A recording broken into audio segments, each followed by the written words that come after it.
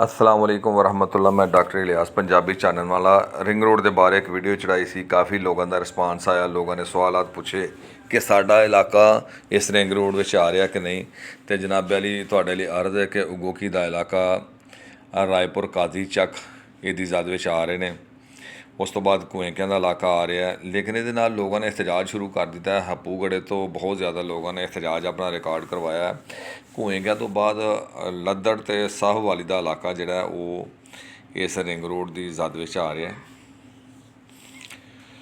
लोग अपने घर चों बाहर निकल आए हैं और उन्होंने बाकायदा तौर पर एहतजाज रिकॉर्ड कराया। साहवाली तो बाद डालूवाली का इलाका, चाई का इलाका, देत, ये वो इलाके ने जोड़े रिंग रोड की जद में आ रहे हैं और ये लोग अच्छे खासे मुतासर होंगे। देतां तो बाद सद्दा, चेला ते टपई, ये तीन वड्डे पिंड ने जोड़े इहदी जद में आ रहे हैं। सद्दा मुकम्मल तौर पर इहदी जद में आ रहा है और चेले ते टपई के दरम्यान दे विचों दी रोड लंघेगा। इत्थों रोड हुंदा हुंदा चट्टे वल जाएगा और चट्टा मुकम्मल तौर पर मुतासर होएगा इस रिंग रोड तो। लेकिन तुसीं वेखो कि लोग अपने घरां चों बाहर निकल आए ने ते हज़ारां लोगों ने एहतजाज किया है। तुसीं पिछे वेख रहे हो वीडियो, लोगों की एहतजाजी वीडियो है।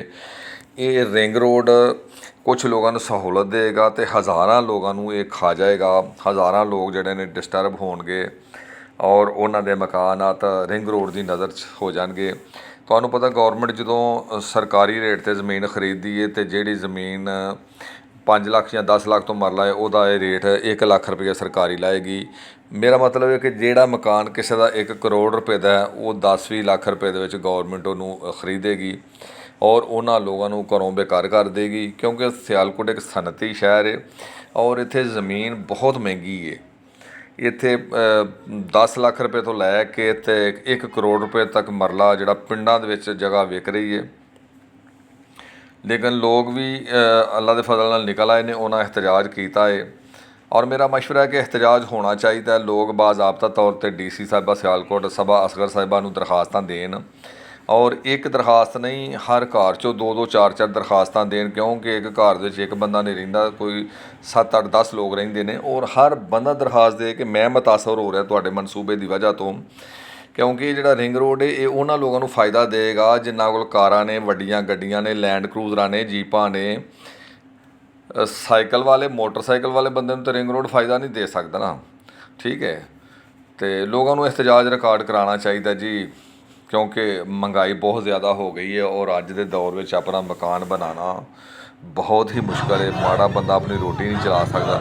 अब देखो ना तुसीं हज़ारां लोग जोड़े ने एहतजाज वास्ते निकल आए हैं और मर्दो ख़वातीन एहतजाज कर रहे हैं और ये करना भी चाहिए क्योंकि गौरमेंट ऐसे मनसूबे बनाती है जिहदे नाल गरीबां दा मुआशी कतल होवे, वो घरों बेकार होण।